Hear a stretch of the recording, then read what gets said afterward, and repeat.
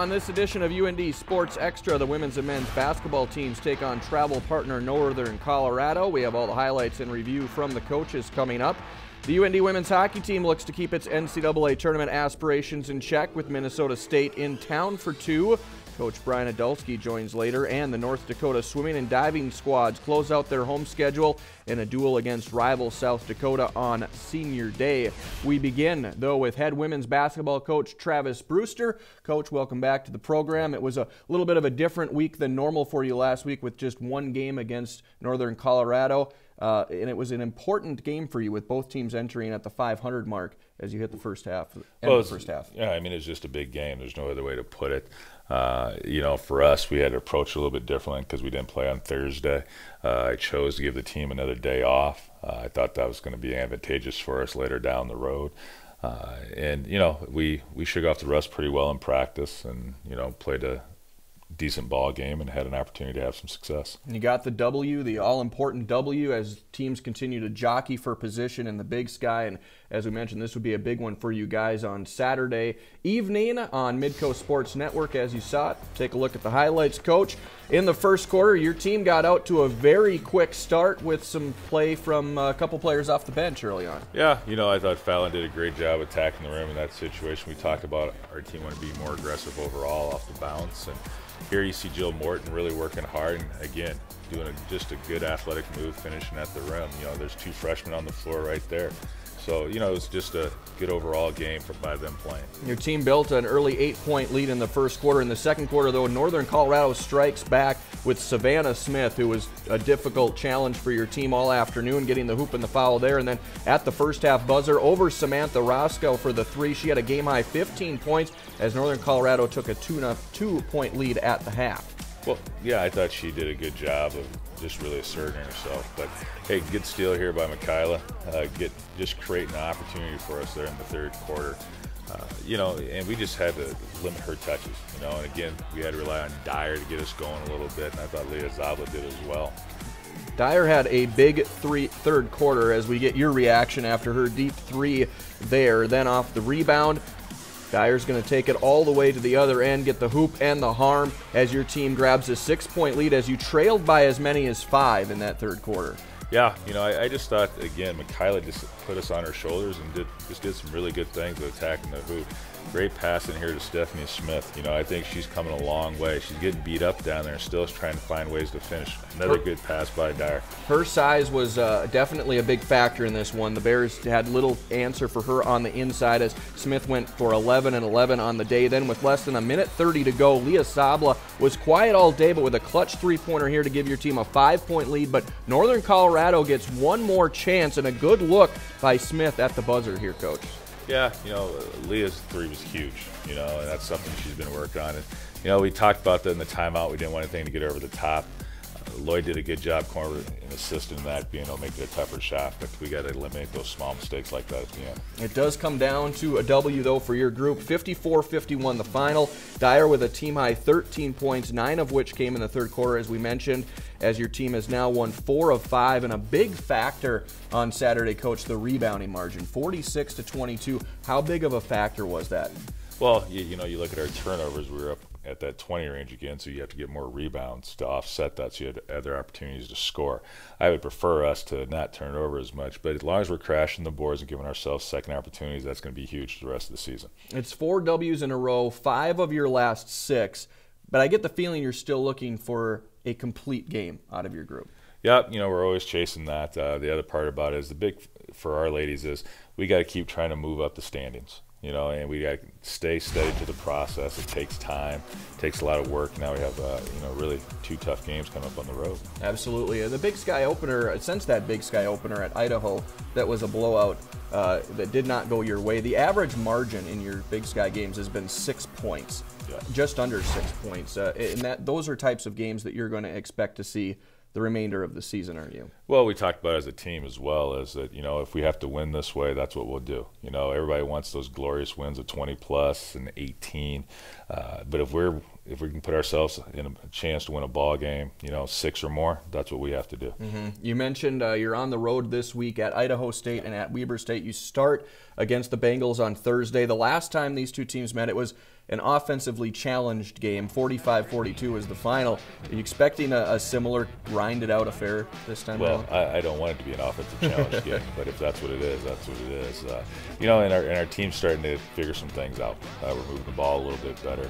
You know, we've talked about how if you get more assists and more touches per possession, you have better chances to score, so we have to continue to do that. What else are your keys as you go into Thursday's game? I know you're not looking ahead to Weber yet, but in order to get past Idaho State, what are the must-dos? Well, the must-dos for us is not turn it over. And the other thing is get going in transition a little bit more. The other part about it is we just got to move that basketball. I think a lot of times our turnovers come from us holding on to the ball, trying to make something create. And the other part about it is for us really is on the defensive end. You know, we're going to have to limit them, and that's going to be a tough thing to do in their gym. All right, good luck on the road this week, Coach. We'll see you again next week on the show. Coming up next, head men's basketball coach Brian Jones drops by to recap their game against Northern Colorado. That's next on UND Sports Extra. UND Sports Extra on Midco Sports Network is presented by the University of North Dakota, RideLCars.com, and Farmers Union Insurance.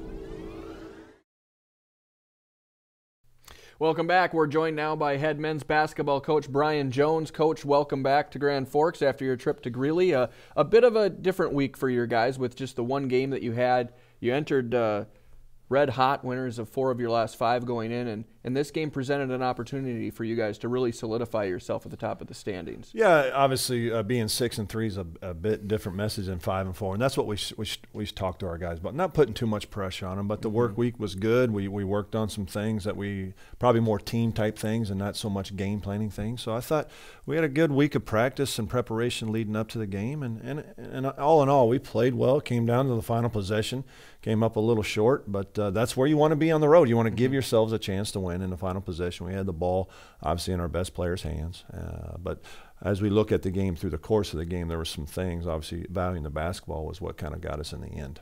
It was a game that would play out, I guess, kind of as you would typically expect as North Dakota travels to Greeley to take on Northern Colorado. As we check in on the highlights in the first half, your team got off to a very quick start. Off the steal here by Corey Baldwin. He feeds Drick Bernstein, who finishes with authority as your team builds a 5-point lead. And speaking of Corey Baldwin, he wasn't at the Betty, so you were expecting him to launch some good threes on Saturday. He did. He shot the ball extremely well, but he really he defended well, which was that's where I see the growth. But where we've had success on the road, you just mentioned, we've gotten out the gates strong, and I think that's what's key when you're on the road. You got to get off to a good start. Yeah, Baldwin with the 3 in the corner there as your team builds a 6-point lead, and you'd close the first half strong. Quentin Hooker, great individual move here, spinning through the lane and finishing it with the hoop and the foul. Yeah, I mean, just a good isolation play for him, and he's able to do that to get into the rim. UND leads by 6 at the half. In the second half, it was hard to find other guys producing as much as Drick Bernstein was in the second half for you, Coach. Well, we thought we had a matchup scenario there, and give our guys a lot of credit. They got him touches where he's very successful. As you're seeing, those are high percentage shots, making the extra pass. We shot 50% for the game. It wasn't our offense. Again, high percentage at the rim. Again, him taking advantage of the matchup. Here again, driving it late in the game. A minute 50. This is what you want going into the final minutes of the game. He scored in a lot of different ways for you. 17 of his 21 points in the second half. Then here with a minute 30 to go, Gino Crandall with the steal, can't finish, but Hooker's there to clean it up. Your team goes up by 3. Under 20 seconds to go, you're up by 1. Jordan Davis hits this tough jumper in the lane for the Bears as they take a 1-point lead, setting up the last chance for your team, Coach. Yeah, I mean, that was a tough shot, man. We guarded that extremely well. We try to get, again, Q in the middle of the floor, going downhill. Good defense by Jordan. Some contact there, but again, the officials are going to allow the players to decide those games. So tough way to lose a game, but that's where we wanted, and we can grow from that. We can learn from that, and we'll be better the next time that comes around. Sure. 71-70 the final as Northern Colorado hangs on for the victory. Bernstein, as I mentioned, a game-high 21 points, 10 of 14 from the floor. He also had 7 rebounds for you, and Hooker, Baldwin, and Avance in doubles figures as well. You touched on it a little bit. What ultimately was the difference in this one for you, Coach? Well, I think little things that lead to big things. We missed a dunk. We missed some layups in the first half, but ultimately catastrophic turnovers, meaning you turn it over and you can't run back because they just race by you and they shoot a layup. I think we gave up 15 points in the second half. Catastrophic turnovers. You can't get your defense set. When we're set, we're pretty good. Your grind on the road now is over. You get to come home for a little bit, at least this week anyway. You start off against Idaho State on Thursday. This is a team where your positive stretch really began. As you go into this matchup again with them, you shot 60% last time. I imagine you're probably tempering those expectations a little bit. Well, we hope. Obviously, it's all about there. We got out of the gate strong there, but give them a lot of credit. They're playing at a such different level, so we're going to have to be even better than we were in their building. You got to value the basketball. We got to have confidence. So when you play teams who zone 90% of the game, it's still about being confident, executing, and just making an easy play. So we know this. We're finally at home, but it's the rest of the way out. It's so jumbled up in our league. There's going to be a lot of competition. No site, whether home or away, is safe. So you got to really play at a high level to give yourselves a chance to win. Yeah, you find yourself in the middle of the pack now. You're going to be jostling for that position for the rest of the year, as you mentioned. I know coaches don't like to look ahead. I do want to ask you, though, a little bit about Weber State. It was a competitive match the last time you played them on the road. 2 players for them, Senglin, Ballenboy.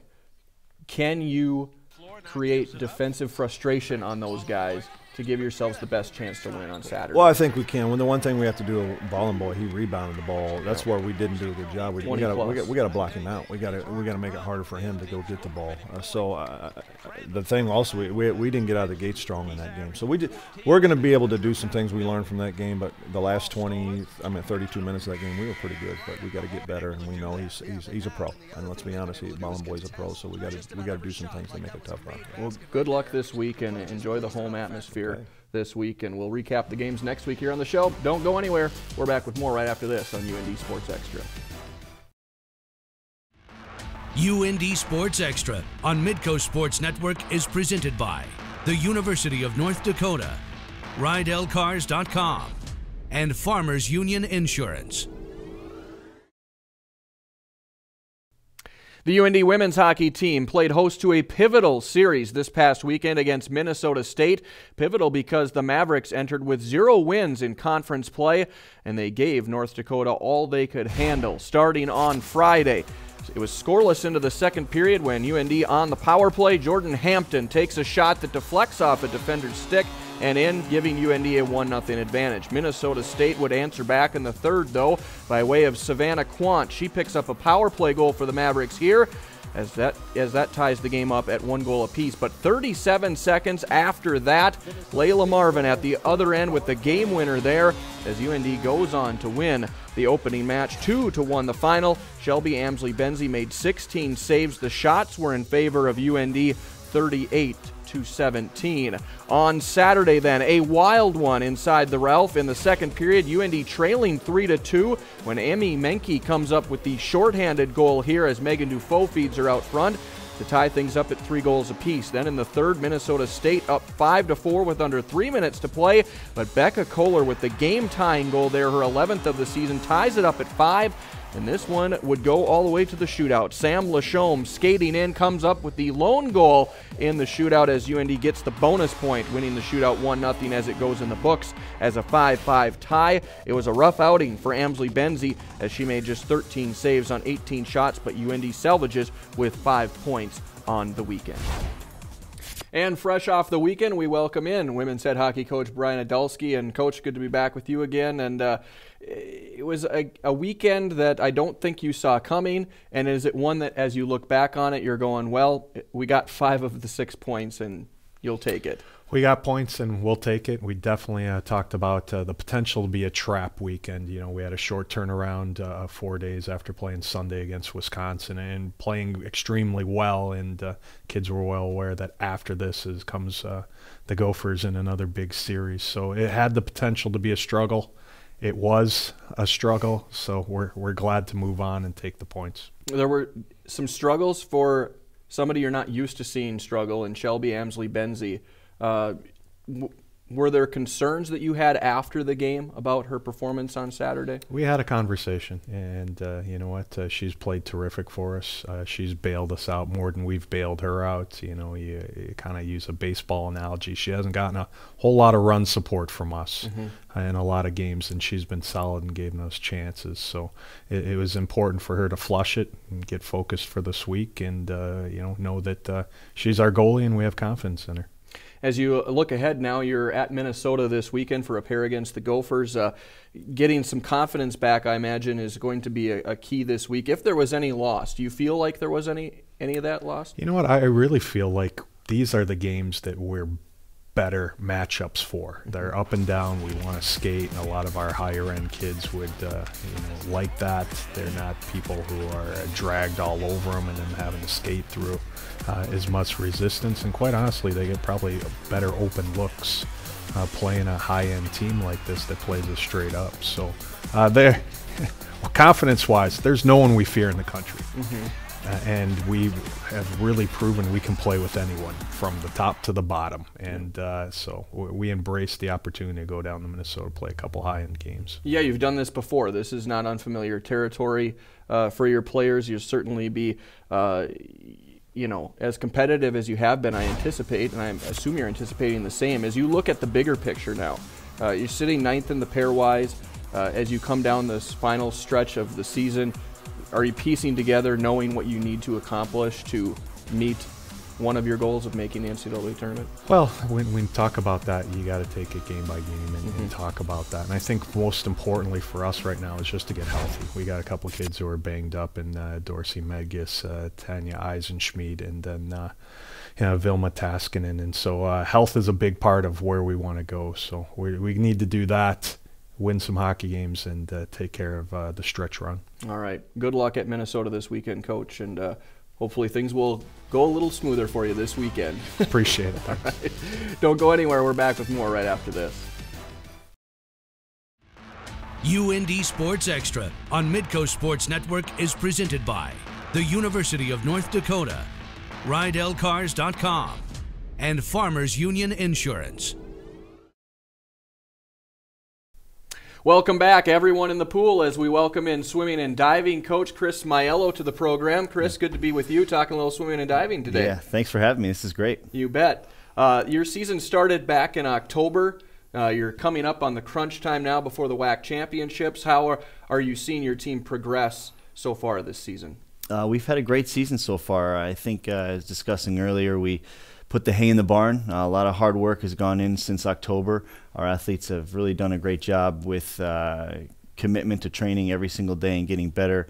And now we're excited to see those results pay off here in the next couple weeks. Has your team met or exceeded or not quite met the expectations you set out at the beginning of the year so far? You know, that's a great question. I think from my perspective, we've exceeded expectations. We're in year 3 of our coaching tenure, me, Anthony, and Brian, and Ryan. And for us, we're just trying to make incremental improvements every year. And I think we've outpaced our expectations for this season.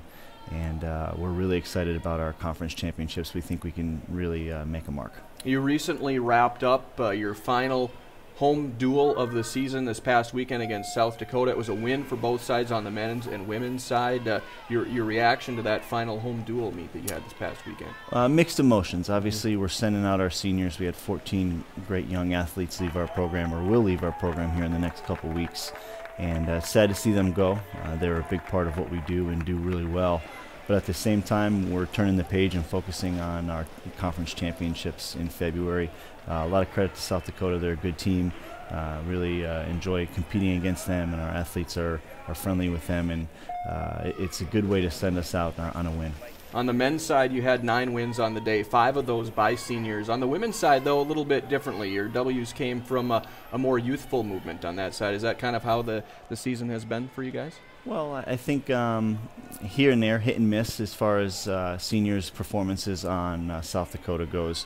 We're still in a little bit of a heavy training cycle, so we don't want to evaluate too much on their performance. We just want the effort and attitude to be there, and it surely was. So I think Aaron Shaughnessy stood out really good for us. He's our Canadian senior, winning some tough events, and it's good to see him kind of excel on a senior day. So we're happy for him. Courtney Funk, also a senior on the women's side, won the 50 freestyle, and it was a good way for her to go out too. As you hit this stretch run, as we talk about here towards the end of the regular season, as you get ready for postseason, are you getting athletes eligible for the NCAA tournament to date. That's the goal. Yeah. Obviously, every year we want to represent the university at the highest levels of our sport. Right now we have Clayton Metcalf with a zone cut, so he'll be going to NCAA postseason trying to make NCAA championships. And also we have Steph Fry, junior out of Minnesota, who has a B cut in the 100 breaststroke. So we're on our way. We're not quite there as far as where we want to be. We'd like to be represented at the national tournament every single year. It's a tough feat, as we were mentioning before. It's one of the toughest and fastest meets in the world to get into, and we're well on our way to getting there. All right, you're at the Minnesota Challenge in Minneapolis this weekend, and the WAC Championships are in Houston, Texas in just a couple of weeks. Good luck with the rest of the season, Coach. Thanks for coming so much for having me. All right, don't go anywhere. We're back with more right after this. UND Sports Extra on Midco Sports Network is presented by the University of North Dakota, RideLCars.com, and Farmers Union Insurance.